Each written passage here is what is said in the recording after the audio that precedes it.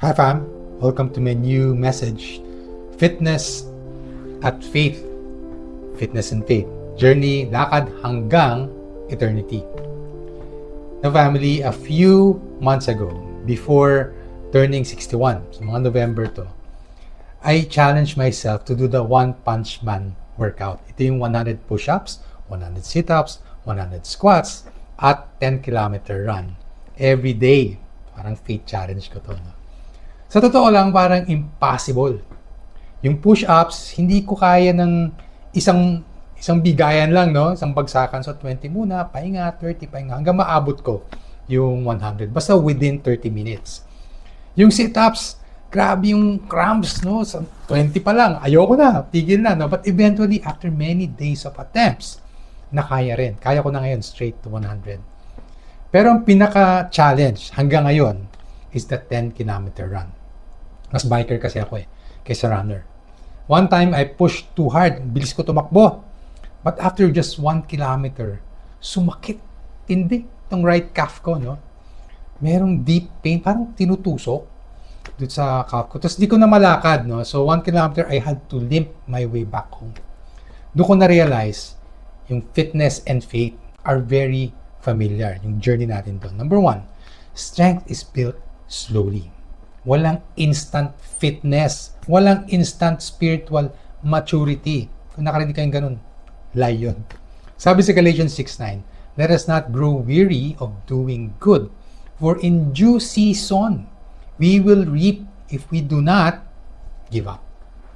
Consistency builds strength. Pero hindi to tungkol sa performance lang. Hindi to paramihan ng spiritual repetitions.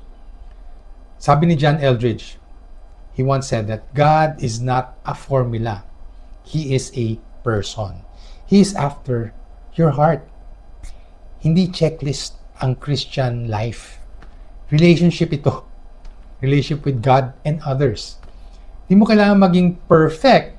Kailangan mo lang magpatuloy sa ating journey.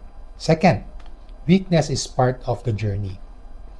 Nung na-injure ako, na-frustrate, siyempre, nainis ako, feeling ko setback siya. Pero, walking or limping is still movement.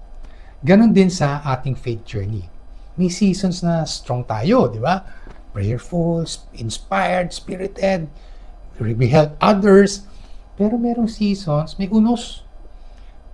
Pagod tayo sa work, may problema sa family, sa finances, may sakit tayo, may unexpected na nangyayari. Biglang parang injured ang soul mo. Sabi sa 2 Corinthians 12:9, my grace is sufficient for you, for my power is made perfect in weakness. Kapag mahina ka, hindi ibig sabihin, iniwan ka na ni Lord. Iniwan na ako ni Lord. Alam ko yung pakiramdam na yan. Minsan dun siya pa, mas malapit. John Eldridge also said, again, the journey of the heart is the deepest journey we will ever take. Minsan, ang weakness ay training ground. It teaches us dependence. It humbles us. Alam niyo yun, di ba? It reminds us na hindi tayo self-made. When we are weak, then we are strong. Kasi mas umaasa tayo kay Lord. Number 3, we are training for eternity. Importante ito. Fitness trains the body. Faith trains the soul. Sabi again sa 1 Corinthians, dito naman 9:24, run in such a way as to get the prize. Pero, ang prize natin is not earthly, not in this present earth. Not earthly applause. Sabi sa 2 Corinthians 4:16-17, though outwardly we are wasting away, yet inwardly we are being renewed day by day.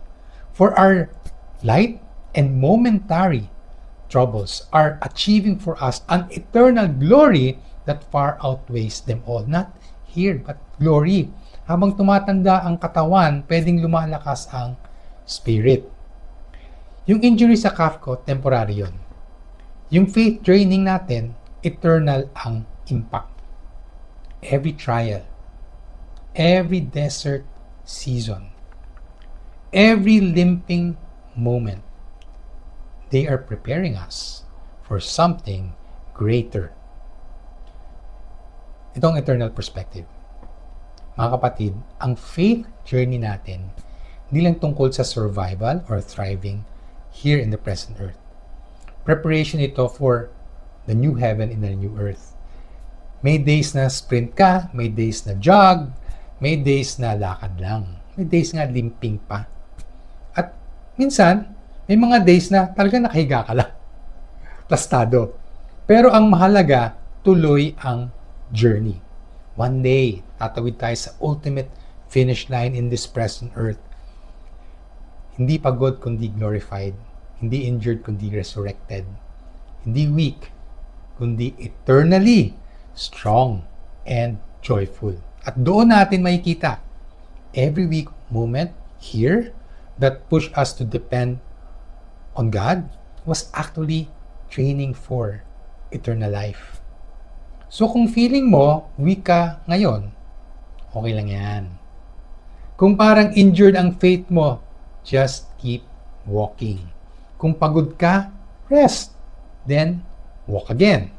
Because this race is not just about today in this present earth. It's about forever. At ang Diyos na nagpapalakas sa iyo ngayon, yun ang importante. Siya rin ang naghahanda sa iyo for the new heaven and the new earth. So, every day, let us remember, let us not forget the ultimate hope that we are being prepared now for our life with God and with others, the followers of Christ, for thousands, millions, uncountable years of a great life in the new heaven and the new earth. Let's pray. Thank you, Jesus, for paying the ultimate sacrifice on the cross for our sins. Thank you for shedding your blood so we could be forgiven, restored, and brought back in relationship with the Father. Dahil sa iyo, we are not condemned. We are redeemed. When we are weak, ikaw ang aming lakas. Kung kami natapa, tutulungan mo kaming makatayo. When we feel tired in our journey, paalala mo sa amin, Lord, that your grace is sufficient. Teach us to depend on you in every season. Kung kami malakas, at lalo na kung kami nanghihina. Shape our hearts, deepen our faith, and prepare us for eternity with you. We trust you, we love you, and we surrender our journey into your hands. In Jesus' name, amen.